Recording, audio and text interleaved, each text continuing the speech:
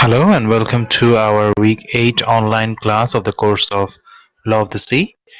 I'm Muhammad Ahmedul Islam, lecturer, Department of Law, World University of Bangladesh. I welcome you all in our online class today. So in this week we have a few topics to discuss on. The first one is the carriage of goods by sea, and the second one is the rights of innocent passage, salvage, ship collision, and marine insurance. So we have a few study materials. I hope you are going through the study materials and the lectures as well. And we have a few activities, for example, the quiz number 4 and our week 8 general discussion. So please participate in the quiz and the general discussion forum at least once within the time frame, which is 12 November. So let's go to our lecture content. The first topic is carriage of goods by sea. So for your better understanding, I will discuss in Bengali. The law of carriage of goods by sea is a body of law that governs the rights and duties of shippers, carriers and consignees of marine cargo. So carriage of goods যেটা এই বিষয়টা সম্পর্কে আমরা কিছুটা জানি, তবে আরো বিস্তারিতভাবে আমাদের ল অফ দ্য সি এর সাথে যেহেতু আমরা পরিচিত হচ্ছি, সেহেতু আরো বিস্তারিত জানার প্রয়োজন। তো সেই ক্ষেত্রে ক্যারেজ অফ গুডস যেটা হচ্ছে যে সমুদ্র পথে আমরা যে পণ্যগুলো পরিবহন করে থাকি, সেই পরিবহন সংক্রান্ত যে আইন কানুনগুলো রয়েছে, নিয়ম কানুনগুলো রয়েছে, আন্তর্জাতিক আইন রয়েছে, সেগুলোই হচ্ছে carriage of goods related loss. তো এই carriage of goods by sea এই অংশটা হচ্ছে ইন্টারন্যাশনাল লয়েরই একটা অংশ এবং ল অফ দ্য সি এর একটা অন্যতম গুরুত্বপূর্ণ অংশ, যা কিনা এই জাহাজের মালিক এবং জাহাজে যারা পরিবহন করছে এবং পাশাপাশি যাদের পণ্য সেখানে পরিবহন করা হচ্ছে, যাদের কাছে সে পণ্যটি যাচ্ছে, এই সমস্ত যে পার্টিগুলো রয়েছে, এক একটা পার্টি এক একজন এবং এক একটা দেশে অবস্থান করেন। তো সেক্ষেত্রে এই এক এক পার্টিগুলো ভিন্ন ভিন্ন দেশে যারা অবস্থান করছেন, তাদের অধিকার, তাদের কর্তব্য, দায়িত্ব, এগুলো নিয়ে কিন্তু এই carriage of goods by sea আলোচনা করে থাকে। Globally, the UN Convention on the Carriage of Goods by Sea, 1978 is acceptable as a general international law to be followed by all nations. তো আন্তর্জাতিকভাবে আমাদের একটি আইন রয়েছে যেটি হচ্ছে UN convention on the carriage of goods by sea 1978 সালের যে আইনটি রয়েছে, সেই আইনটিকে আমরা কিন্তু আন্তর্জাতিক আইনের একটা অন্যতম অংশ হিসেবে ধরে নিয়েছি এবং প্রত্যেক দেশেই এই আইনটি পালন করা হচ্ছে। In Bangladesh, we have the Carriage of Goods by Sea Act 1925, containing 7 sections and 1 schedule in total. So, বাংলাদেশে কিন্তু কি আছে, Carriage of Goods by Sea Act নামের একটা আলাদা আইনও রয়েছে, যা কিনা আমাদের এই যে আন্তর্জাতিক আইনটি আছে 1978 সালে, এই আইনটির পরিপূরক হিসেবে কাজ করছে। The party responsible for shipping the goods is the shipper or consignor. This would usually be the seller. So, যার দায়িত্ব হচ্ছে পণ্যটাকে শিপ করা, সে ব্যক্তি সাধারণত সেলার হয়ে থাকেন, মানে যিনি পণ্যটি বিক্রি করছেন। তো যিনি পণ্যটি বিক্রি করছেন তাকে আমরা সাধারণত বলে থাকি shipper or consignor. The consignee is usually the buyer and is the person named as consignee in the bill of lading. So consignee হচ্ছে যাকে কনসাইন করা হয়েছে, মানে যার কাছে পণ্যটা যাবে। তো যার কাছে পণ্যটা যাবে সাধারণত সেই বায়ার হয়ে থাকেন, কিংবা যার নাম সেখানে বিল অফ লেডিং এ লেখা আছে, সেই ব্যক্তি consignee হয়ে থাকেন। The term endorsee or endorsee means a subsequent buyer, also known as a person who buys the goods by an endorsement made by the buyer or consignee on the bill of lading and the delivery of the bill of lading from the consignee to him or endorsee. So consigneeর কাছে পণ্যটা যাবে, কিন্তু কিছু কিছু ক্ষেত্রে এরকম হয়ে থাকে যে পণ্যটা যখন পরিবহনের পর্যায়ে আছে, সেই মুহূর্তেই যিনি পণ্যটা গ্রহণ করবেন তিনি আরেকজনের কাছে পণ্যটা বিক্রি করে দিলেন। তো সেই ক্ষেত্রে যার কাছে বিক্রি করে দিল তাকে বলা হয় এন্ডোর্সি অর এন্ডোর্সি। এন্ডোর্সি এন্ডোর্সি একই শব্দ। তো এখানে বলা হয়েছে যাকে এন্ডোর্স করা হয়েছে বা যাকে এই পণ্যটা গ্রহণ করার ক্ষমতা প্রদান করা হয়েছে by the consignee. Either of them may be entitled to delivery of the goods by the carrier or the ship owner. The shipper or the seller frequently employs a forwarding agent and the ship owner or the carrier a loading broker. তো সেক্ষেত্রে আমরা দেখছি যে sheep ওনার যিনি আছেন career, তার দায়িত্ব হচ্ছে পণ্যটা এক জায়গা থেকে আরেক জায়গায় সঠিকভাবে পৌঁছে দেওয়াটাই হচ্ছে তার মূল দায়িত্ব। এবং শিপারের দায়িত্বটা হচ্ছে এটা এনশিওর করা যে পণ্যটা সঠিকভাবে ক্রেতার কাছে পৌঁছেছে। তো এই জিনিসটাকে এনশিওর করার জন্য শিপার অর দ্য সেলার কি করে, ফরওয়ার্ডিং এজেন্ট নামের একজন এজেন্ট কিন্তু যেই বন্দরে পণ্যটা পৌঁছাবে সেই বন্দরে একজন ব্যক্তি তার নিজের একজন লোক নিয়োগ করে, যে লোক কিনা প্রাথমিকভাবে পণ্যটা দেখভাল করে থাকে এবং পণ্যটা আসলে ঠিকঠাক মতো ডেস্টিনেশন বন্দরে পৌঁছেছে কিনা এই বিষয়টা এনশিওর করে। আবার ক্যারিয়ারও কিন্তু বা শিপ ওনারও কিন্তু আবার একজন লোডিং ব্রোকার নিয়োগ করে থাকে, যার দায়িত্বই হচ্ছে সঠিকভাবে জাহাজ থেকে পণ্যটা উঠিয়ে বা লোড করে আপনার বন্দরটাতে নিয়ে আসা। The forwarding agent usually has to ascertain the data or the date and the place of sailing, obtaining a space and fill in the bills of lading indicating the name of the consignee or the buyer or person to whom the goods are to be delivered or endorsed C. তো forwarding এজেন্টের কাজই হচ্ছে সঠিকভাবে যে পণ্যটা, যে জাহাজে করে যে পণ্যটা আসছে সেই পণ্যটা যেন সঠিকভাবে বন্দরে এসে পৌঁছায় এবং সঠিকভাবে বন্দর থেকে এটা ক্রেতার হাতে পৌঁছায়, সেই বিষয়টা এনশিওর করার জন্য তার বিভিন্ন রকম কাজ করতে হয়, যা হচ্ছে এর মধ্যে মূলত কাজটাই হচ্ছে ডকুমেন্টেশন বেসিস। মানে এই যে ডকুমেন্ট গুলো রয়েছে, বিল অফ লেডিং এ কার নাম দেওয়া আছে, কাকে পণ্যটা হস্তান্তর করতে হবে, তার সেই পণ্যটা গ্রহণ করার অধিকার আছে কি নেই, সে এন্ডোর্সি নাকি সে অ্যাকচুয়াল বায়ার, সেই বিষয়গুলো কিন্তু সে দেখবে এবং সেগুলো অনুযায়ী সে পণ্যটা হস্তান্তর করবে। A typical obligation of a carrier by sea to a shipper of cargo are, ক্যারিয়ারের যে দায়িত্বটা আছে সেটা হচ্ছে টু প্রোভাইড এ সিওয়ার্দি শিপ, মানে ক্যারিয়ার হিসেবে বা আমি পণ্য পরিবহনকারী হিসেবে আমার যে দায়িত্ব সেটা হচ্ছে আমাকে একটা সিওয়ার্দি শিপ দিতে হবে। মানে আমি যেহেতু জাহাজের মালিক, সুতরাং আমার জাহাজ হতে হবে সিওয়ার্দি বা সমুদ্রে চলাচলের যোগ্য। And B to issue a bill of lading, সমুদ্রে চলাচলের যোগ্য জাহাজটিতে যখন পণ্য উত্তোলন করা হলো, পণ্য রাখা হলো, তখন আমাকে সেই পণ্যের বিপরীতে একটা কাগজ ইস্যু করতে হবে যাকে বলা হচ্ছে বিল অফ লেডিং। এই কাগজে লেখা থাকবে কে পণ্যটা লোড করলো, কবে লোড করলো, পণ্যের আপনার পরিমাণটা কতটুকু, পণ্যের কোয়ালিটি কি এবং পণ্যটা কোন বন্দরে যাবে, কার কাছে যাবে, সমস্ত ইনফরমেশন কিন্তু এই বিল অফ লেডিং এ থাকবে। And see to properly and carefully load, handle, store, carry, keep care for and discharge the goods carried. So যখন পণ্যটা জাহাজে উঠলো এবং জাহাজে ওঠার পর যখন আমি সেই পণ্যটার বিপরীতে একটি বিল অফ লেডিং ইস্যু করলাম, ইস্যু করার পরে আমার দায়িত্বটা হচ্ছে পণ্যটাকে সঠিক জায়গায় পৌঁছে দেওয়া এবং সঠিক জায়গায় পৌঁছে দেওয়ার জন্য পণ্যটিকে আমি সঠিকভাবে ক্যারি করব, সঠিকভাবে ঠিকমতো বাঁধবো এবং ঠিকমতো এটাকে প্রিজার্ভ করব যেন সেটা কোনো রকম ক্ষতির সম্মুখীন না হয়। তার জন্য যতটুকু সম্ভব আমার দায়িত্ব ততটুকু আমাকে পালন করতে হবে। And D, to proceed with reasonable dispatch, or the duty of a common carrier to convey the goods from shipper to consignee with all reasonable speed. So আমাকে reasonable মাইন্ডে কাজ করতে হবে, আমাকে স্পিড মেইনটেইন করতে হবে এবং আমাকে proper care use করতে হবে as a carrier.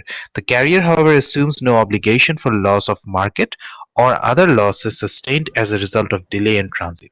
So কিছু কিছু ক্ষেত্রে দেখা যায়, ফর এক্সাম্পল আমরা যখন দেখেছি যে সুয়েজ কানালে একটা বড় জাহাজ আটকা পড়েছিল বেশ কয়েক মাস আগে, তো সেই ক্ষেত্রে কিন্তু এমন একটা সিচুয়েশন, কিংবা অনেক ক্ষেত্রে এরকম হয়ে থাকে যে অনেক সময় সুনামি হয় অনেক জায়গায়, কিংবা অনেক সময় টর্নেডোর কারণে দেখা যায় কিছু কিছু বন্দরে জাহাজ সঠিক সময়ে ভিড়তে পারে না। তো যখন জাহাজটি সঠিক সময়ে ভিড়তে না পারে এবং সেটা যখন ক্যারিয়ারের ক্ষমতার বাইরে থাকে, অ্যাক্ট অফ গড হয়ে থাকে কিংবা act of nature or act of other sources, other elements which is beyond the control of the carrier himself. তো ক্যারিয়ারের নিজের ক্ষমতার বাইরে যখন কোনো কারণে দেরি হয়ে যায়, সেই ক্ষেত্রে যদি কোনো ক্ষতির সম্মুখীন হয়ে থাকে পণ্য কিংবা ক্ষতির সম্মুখীন হয়ে থাকে ক্রেতা, সেই ক্ষেত্রে কিন্তু ক্যারিয়ারের দায়িত্বটা থাকবে না, because it was an act of nature. মানে প্রাকৃতিক কারণে, প্রাকৃতিক দুর্যোগের কারণে দেরি হয়ে গেছে, প্রাকৃতিক দুর্যোগের কারণে একটা প্রবলেম ক্রিয়েট হয়েছে এবং অনেক ক্ষেত্রে দেখা যায় প্রাকৃতিক দুর্যোগের কারণে কিন্তু পণ্যটারও ক্ষতি হয়ে থাকে। তো সেটার জন্যই কিন্তু ইন্স্যুরেন্স করা হয় এবং মেরিন ইন্স্যুরেন্স এই জন্য অত্যন্ত গুরুত্বপূর্ণ একটা বিষয়, যে ইন্স্যুরেন্সটা কিন্তু আমাদেরকে এই ফিউচার যেই ক্যাটাস্ট্রফি গুলো রয়েছে, আনসার্টেন ইভেন্ট গুলো রয়েছে, সেই ইভেন্ট গুলো থেকে আমাদেরকে প্রোটেকশন প্রদান করে থাকে, and to follow the agreed route and not to derive from it, so deviate from it. So আমাদেরকে যেটা করতে হবে ক্যারিয়ার হিসেবে, আমরা যদি জাহাজ পরিচালনা করি একটা নির্দিষ্ট রুট থাকবে এবং সেই রুটটাই আমাদেরকে মেনটেন করতে হবে। আমরা চাইলেই যে কোনো ইচ্ছা মতো আমাদের ইচ্ছামতো পথে কিন্তু আমরা জাহাজ পরিচালনা করতে পারবো না। যদি করি সেক্ষেত্রে দায়িত্বটা আমাদের উপর কিন্তু বর্তাবে। যদি আমরা আমাদের এগ্রিড রুটের বিপরীতে অন্য কোনো রুট দিয়ে যাই আমাদের নিজেদের লাভের জন্য, সেই ক্ষেত্রে যদি দেরি হয় এবং সেক্ষেত্রে যদি পণ্যের ক্ষতি হয়ে থাকে তাহলে অবশ্যই সেই দেরি হওয়ার জন্য ক্যারিয়ার দায়বদ্ধ হবে। আর ক্যারিয়ার যদি রুটটা ফলো করে এবং রুট ফলো করার পর কোনো প্রাকৃতিক দুর্যোগের কারণে কিংবা অন্য কোনো মানবসৃষ্ট দুর্যোগ যা কিনা ক্যারিয়ারের সরাসরি হস্তক্ষেপে হয়নি, এই কারণে যদি কোনো দেরি হয়ে থাকে তাহলে সেটা ক্যারিয়ারের দায়িত্বের মধ্যে পড়বে না। বিষয়টা হচ্ছে এরকমই যে ক্যারিয়ার হিসেবে আপনার দায়িত্ব হচ্ছে আপনি আটমোস্ট কেয়ার নিয়ে পণ্যটা এক জায়গা থেকে আরেক জায়গায় ট্রান্সপোর্ট করে দিবেন। তবে সেক্ষেত্রে কোনো প্রাকৃতিক বিপর্যয় যদি ঘটে তাহলে আপনি সর্বোচ্চ চেষ্টা করবেন পণ্যটিকে বাঁচানোর জন্য। তবে যদি পণ্যটি কোনো ক্ষতিগ্রস্ত হয়েও যায় সেটা মেরিন ইন্স্যুরেন্সের মাধ্যমে কিন্তু কভার করা যাবে, যেটা আপনার দায়িত্বের মধ্যে পড়বে না। সো এখান থেকে আমরা দেখতে পাচ্ছি যে এক একটা বড় বড় জাহাজগুলো যেগুলো ক্যারিয়ার শিপ রয়েছে সেই শিপগুলোতে কি পরিমাণ পণ্য কিন্তু বহন করা হয় আমরা এখানেই দেখতে পাচ্ছি। এর থেকে অনেক বড় বড় জাহাজ কিন্তু বর্তমানে চলছে এবং দেখা যাচ্ছে পৃথিবীর 70 থেকে প্রায় 75% যে পণ্য পরিবহন হচ্ছে, আন্তর্জাতিক বাণিজ্য হচ্ছে, তা কিন্তু সমুদ্রের মাধ্যমেই হচ্ছে। সুতরাং এই সামুদ্রিক যে ট্রানজাকশন গুলো রয়েছে এবং সমুদ্রে যে পণ্যের পরিবহন রয়েছে, এই বিষয়টা আমাদের ল অফ দ্য সি এর জন্য খুবই গুরুত্বপূর্ণ বিষয়। কারণ এগুলো নিয়েই কিন্তু অনেক ধরনের মামলাগুলো, আন্তর্জাতিক যে মামলাগুলো রয়েছে, আন্তর্জাতিক যেই ডিসপিউট গুলো রয়েছে, কমার্শিয়াল ডিসপিউট গুলো রয়েছে, এগুলো রাইজ করে এবং এই অ্যারাইজ গুলো হয় এবং সেগুলো কিন্তু ইন্টারন্যাশনাল লয়াররা ডিল করে থাকেন। সুতরাং আমরা যদি ইন্টারন্যাশনাল সেক্টরে এই ক্যারেজ অফ গুডস নিয়ে কাজ করতে চাই তাহলে অবশ্যই আমাদের carriage of goods by sea এর সমস্ত টার্ম যেগুলো রয়েছে এবং সমস্ত লজ, রুলস, রেগুলেশনস সবকিছু খুব গভীরভাবে পর্যালোচনা করে সেখান থেকে নলেজ নিয়ে আমাদেরকে আগাতে হবে। তো যেহেতু আমাদের সময় কম, সেক্ষেত্রে আমরা সেটা সংক্ষেপে আলোচনা করেছি। আশা করা যায় আপনারা লেকচার কন্টেন্টটি বুঝতে পেরেছেন। আচ্ছা, so carriage of goods by sea এর উপরে যদি কারো কোনো প্রশ্ন থাকে কিংবা কোনো কনফিউশন থাকে তাহলে করতে পারেন।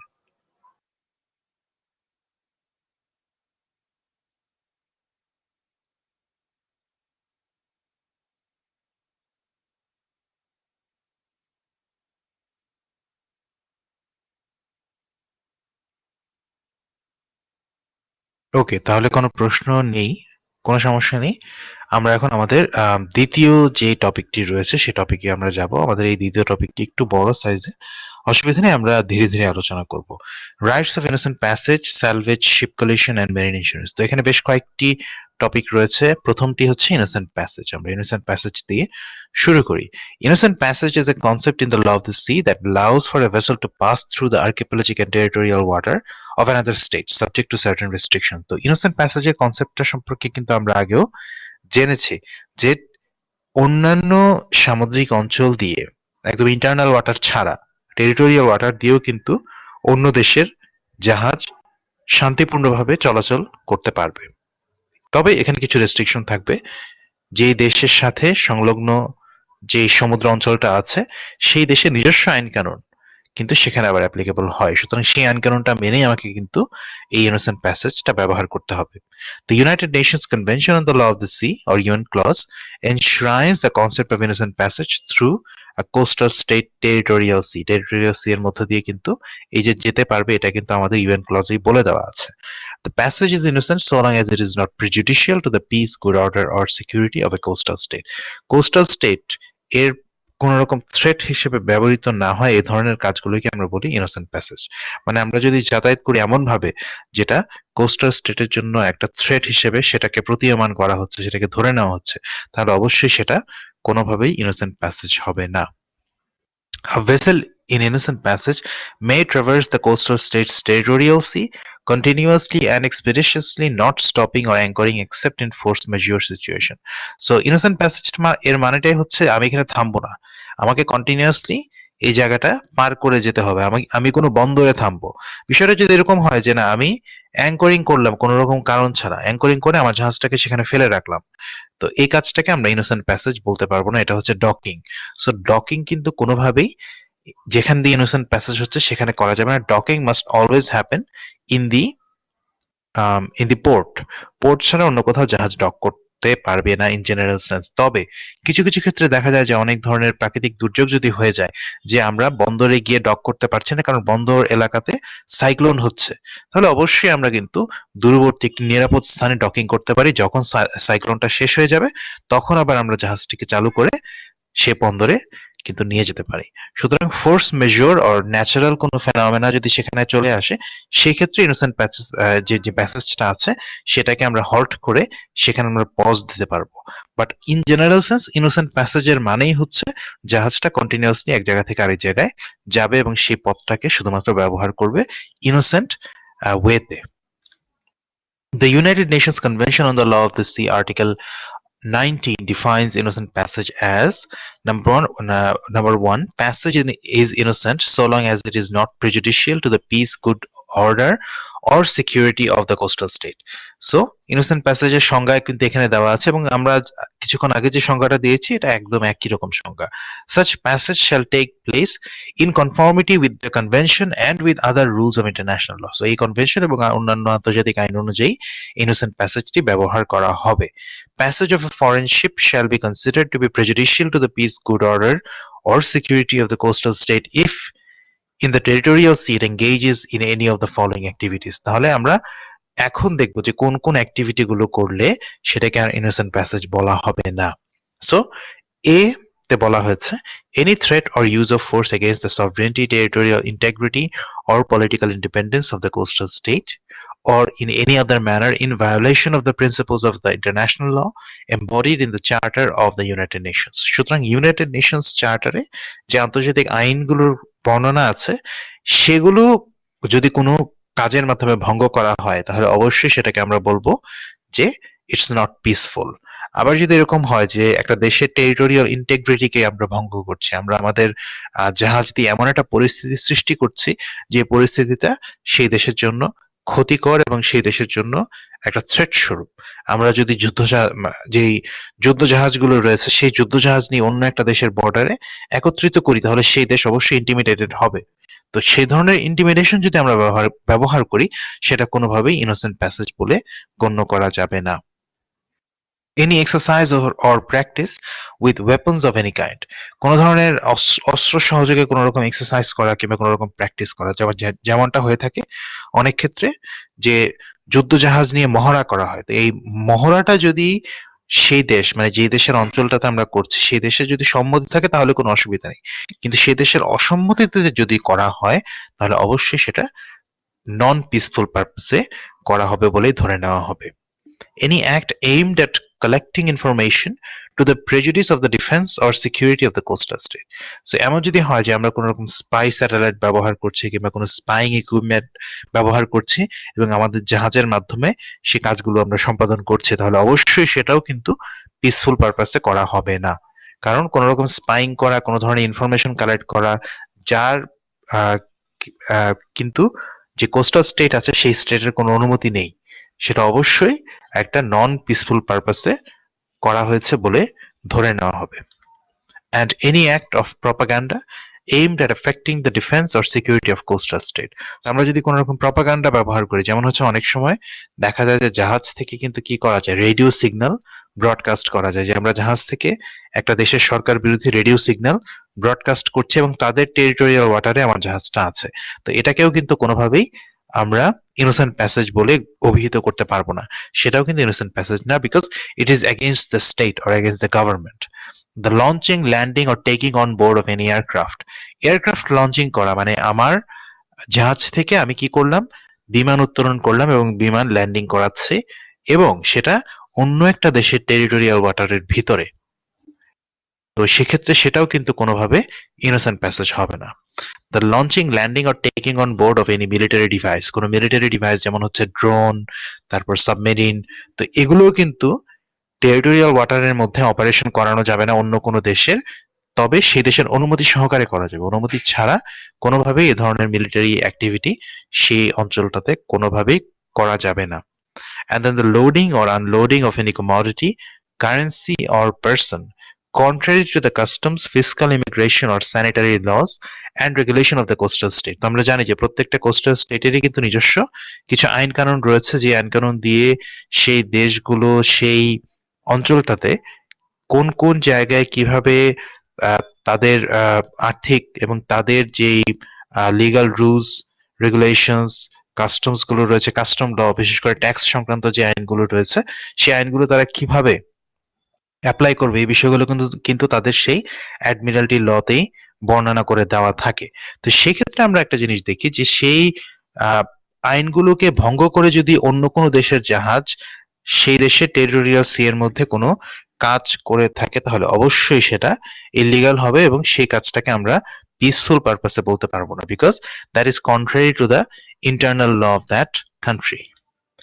And then আরো কিছু এখানে অ্যাক্ট রয়েছে, any act of wilful and serious pollution contrary to the convention. So কনভেনশনটা কিন্তু আমরা যে ইউএন ক্লজ নিয়ে আলোচনা করি, ইউএন ক্লজের কিন্তু একটা বড় টার্গেটই হচ্ছে কি করা, সমুদ্রের যেই প্রকৃতি রয়েছে, যে পরিবেশটা রয়েছে, সেই পরিবেশটাকে সংরক্ষণ করা। সুতরাং এই পরিবেশটাকে দুর্যোগের মধ্যে ফেলে যদি কোনো রকম পলিউশন অ্যাক্টিভিটি করা হয়, সেটা কোনোভাবেই কিন্তু কি হবে না, পিসফুল হিসেবে ধরে নেওয়া হবে না। Plus any fishing activities. সুতরাং ফিশিং অ্যাক্টিভিটি যেটা আছে, যে অন্য দেশের সমুদ্র অঞ্চলে গিয়ে মাছ ধরা, সুতরাং অনুমতি ছাড়া অন্য কোনো দেশের সামুদ্রিক অঞ্চলে গিয়ে মাছ ধরাটাও কিন্তু একটা ইলিগাল অ্যাক্ট হিসেবেই ধরে নেওয়া হবে, and it will be regarded as a not peaceful purpose and it is not included in the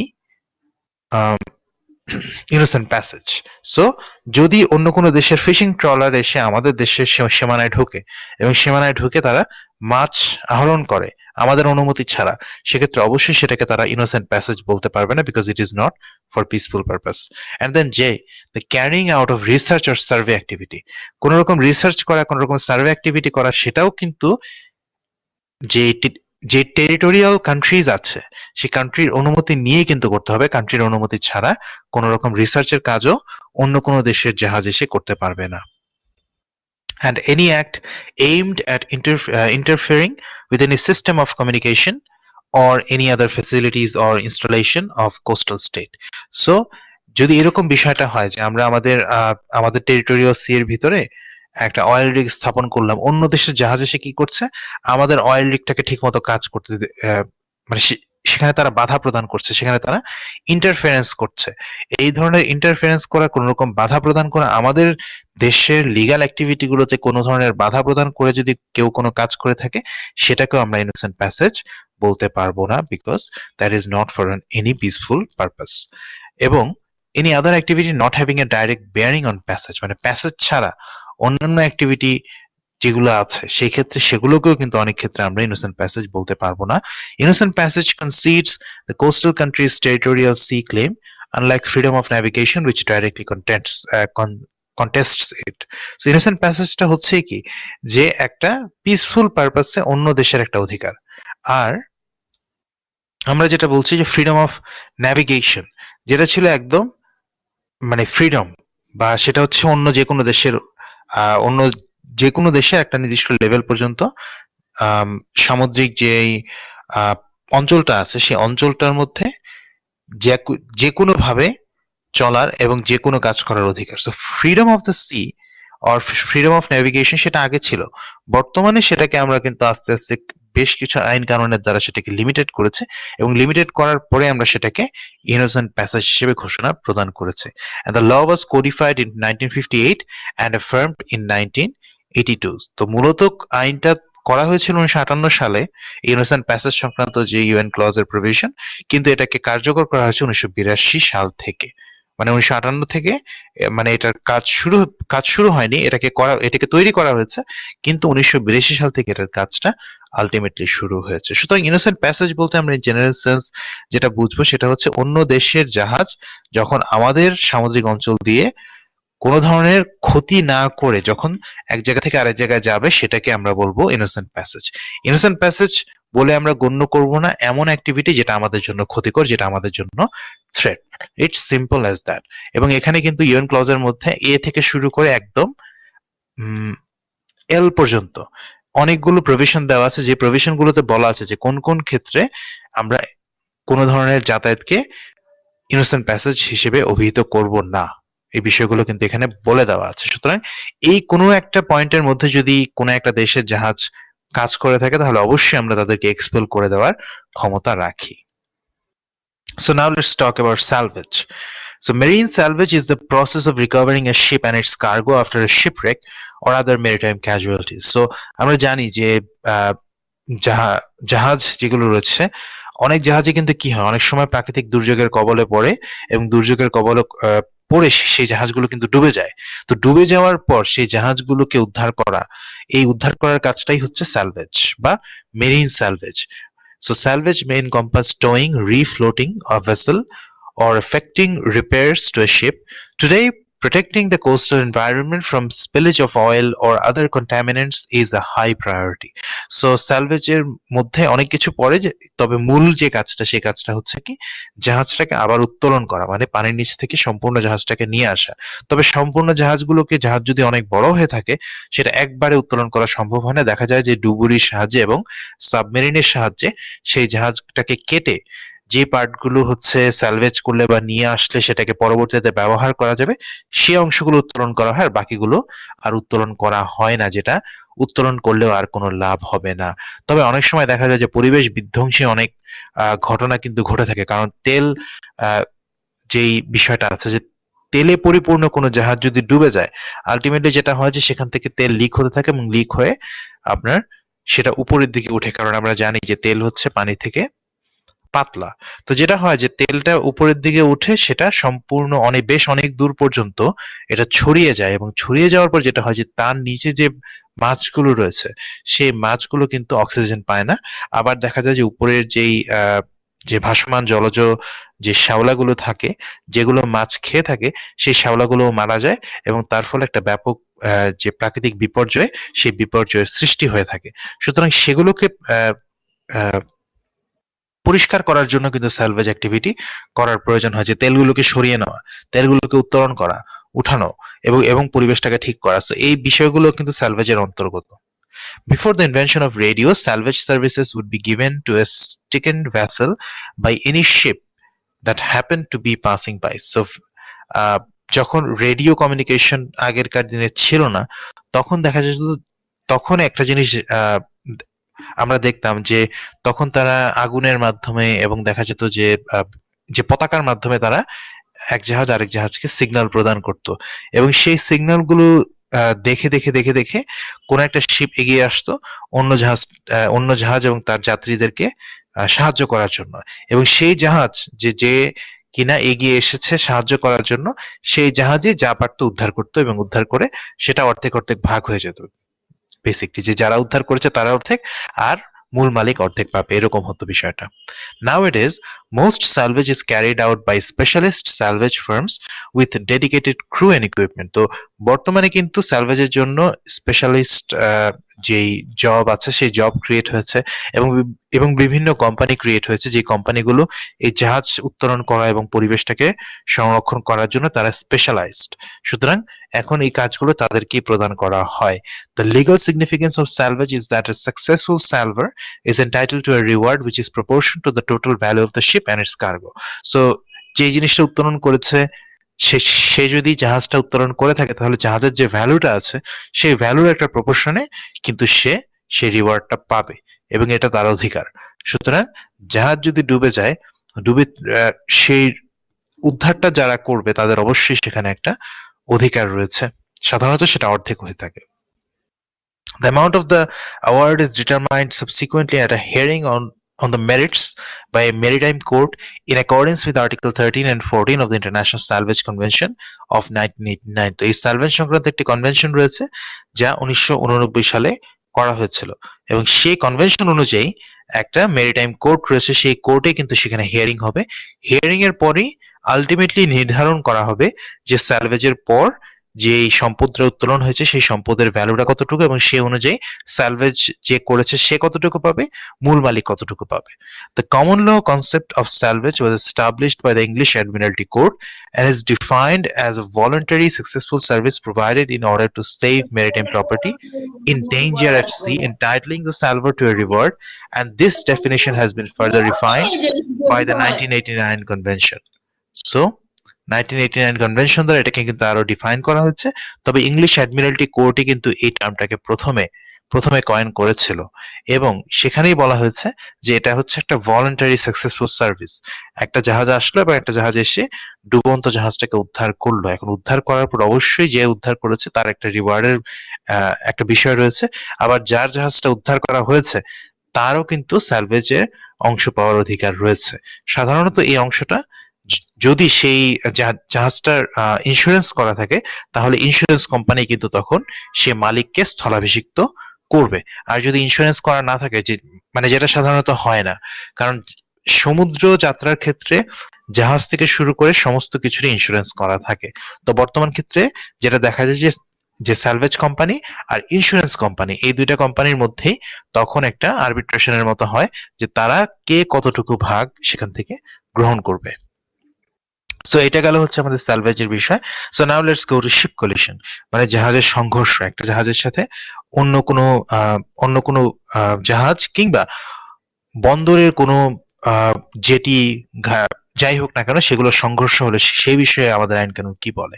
sheep collision is the name given to the physical impact that occurs between two ships resulting in a damaging accident. So জাহাজ যখন collision করে একটার সাথে আরেকটা লেগে যায় সেটাকে আমরা বলছি ship collision. This particular collision can occur between a ship and a stable or a floating structure like an offshore drilling platform or an iceberg or even a port. মানে পোর্ট হতে পারে, সেটা এরকম হতে পারে যে অফশোর ড্রিলিং প্ল্যাটফর্ম আমরা create করেছি, সেখানে আপনার অনেক ইন্ডিকেটরও ছিল, কিন্তু জাহাজের পরিচালক বা জাহাজের ক্যাপ্টেন সেটা না দেখে জাহাজটিকে একটা অফশোর ড্রিলিং প্ল্যাটফর্মের সাথে লাগিয়ে দিয়েছে। সো অফশোর প্ল্যাটফর্মটা কিরকম হয় সেটা যদি আমরা দেখতে চাই, এখান থেকে আমরা খুব সহজেই দেখতে পারবো যে ড্রিলিং প্ল্যাটফর্মটা কেমন হয়ে থাকে। তো আমরা আগেও দেখেছি যে এগুলো হচ্ছে অয়েল প্ল্যাটফর্ম। তো অনেক সময় এরকম হয় যে জাহাজ এখানে আসার কথা, এখানে এসে এখান থেকে আপনার তেল নেওয়ার কথা, কিন্তু জাহাজের পরিচালকের ভুলে বা জাহাজের ক্যাপ্টেনের ভুলে এখানে ধাক্কা লাগলো এবং আমাদেরও ক্ষতি হলো, জাহাজেরও ক্ষতি হয়ে গেল, এবং এটা কিন্তু অনেক সময় হয়ে থাকে। তো এইটাকে আমরা বলছি হচ্ছে শিপ কলিশন, যে এখানে জাহাজ আছে, জাহাজের সাথে যদি এটার কোনো ধাক্কা লেগে যায় তাহলে এখানে কিন্তু ব্যাপক ক্ষয়ক্ষতি হওয়ার সম্ভাবনা রয়েছে। In majority of such cases, the impact is devastating to say the least. The damage that such an accident cause cannot just be measured in terms of costing or money. In fact, it goes beyond that. So শুধুমাত্র মানি না, অনেক সময় দেখা যায় মানুষের জীবনও সেখানে ক্ষয়ক্ষতির মধ্যে ইনক্লুডেড হয়ে যায়। With the increase in the traffic on high seas and the technological advancement in the marine engineering resulting in the development of heavy and huge ships with great speed, the risk of such accident has increased a lot. So এরকম accident কিন্তু হতে পারে। আমরা recent কেসে কিন্তু ever গিভেনের যে অ্যাক্সিডেন্টটা হয়েছিল সেই অ্যাক্সিডেন্টটা দেখেছি যে এই এই বিশাল জাহাজ কিন্তু আটকে পড়েছিল। এই যে আমরা এখান থেকে দেখতে পাচ্ছি স্যাটেলাইট ইমেজের মাধ্যমে যে সুয়েজ কানালের মধ্যে এই জাহাজটা, বিশাল একটা জাহাজ, সেটা আটকে পড়েছিল এবং এটা আটকে পড়ে এমন একটা অবস্থার সৃষ্টি করেছে যে এখান দিয়ে আসলে অন্য কোনো জাহাজ, অন্য কোনো পানিবাহী কোনো কিছুই এই পথটা দিয়ে আর যেতে পারছিল না, এটাকে সরাতে হয়েছিল।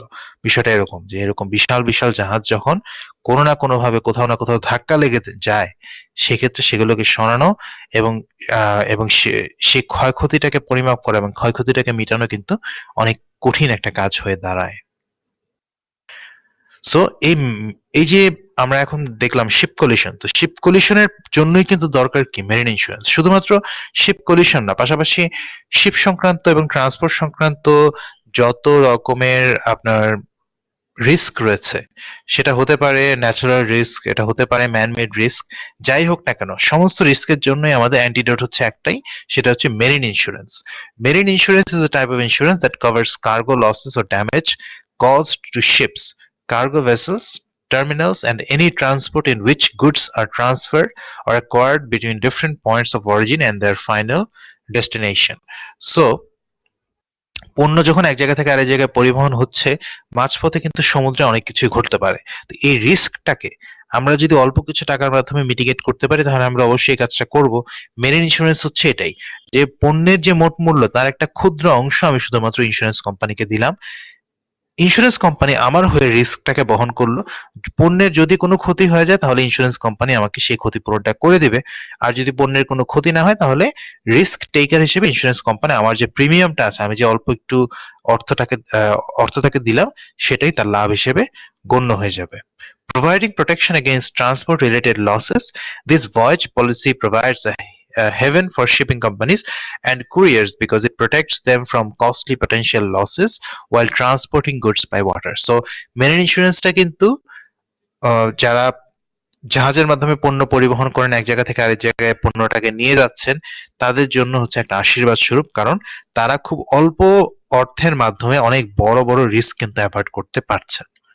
Despite following laws and safety regulations, transporters can't control natural occurrences that might disrupt the cargo or vessel. So, পরিবহনের সময় সকল ধরনের ইস্যু সম্পর্কে আমাদের কিন্তু জানা সম্ভব হয় না, এবং আমরা জানিও না যে হঠাৎ করে কখন ঝড় বৃষ্টি হবে। যদিও বর্তমানে স্যাটেলাইটের মাধ্যমে এটা জানা সম্ভব, তারপরেও দেখা যায় অনেক সময় সেই স্যাটেলাইটের ডাটাও কিন্তু ভুল হতে পারে।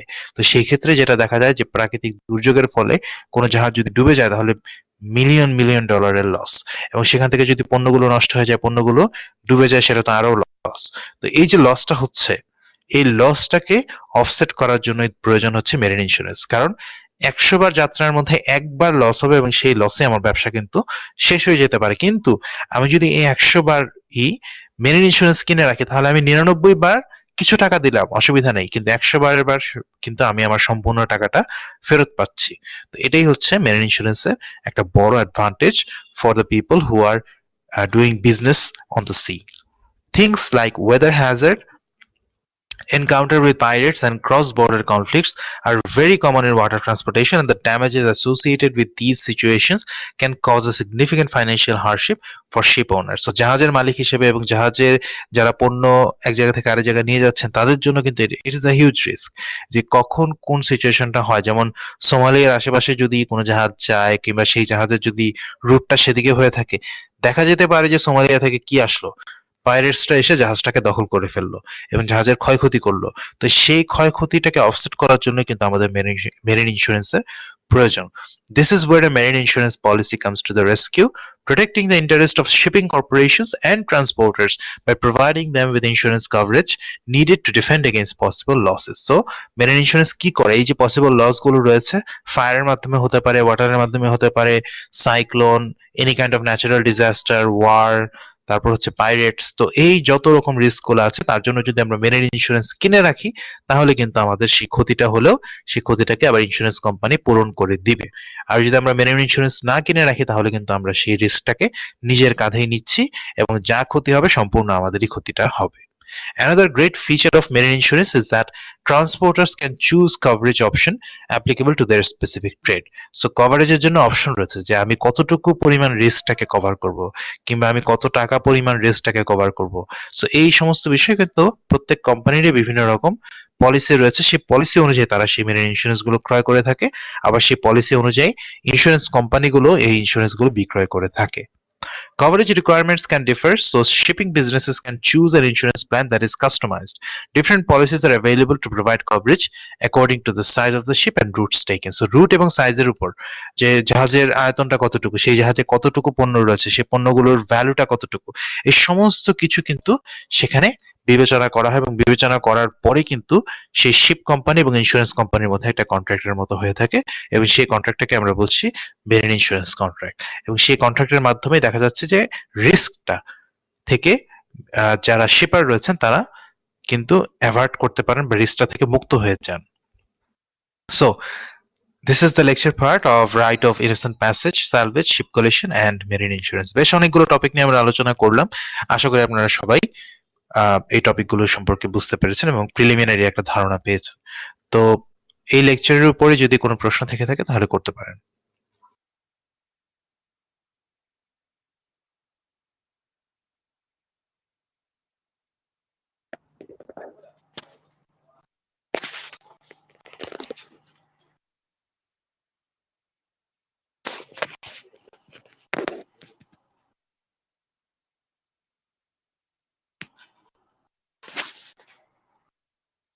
সুজন মাহমুদ, আপনার কি কোনো প্রশ্ন আছে? না স্যার, কোনো কোশ্চেন নেই। আচ্ছা আচ্ছা, ঠিক আছে।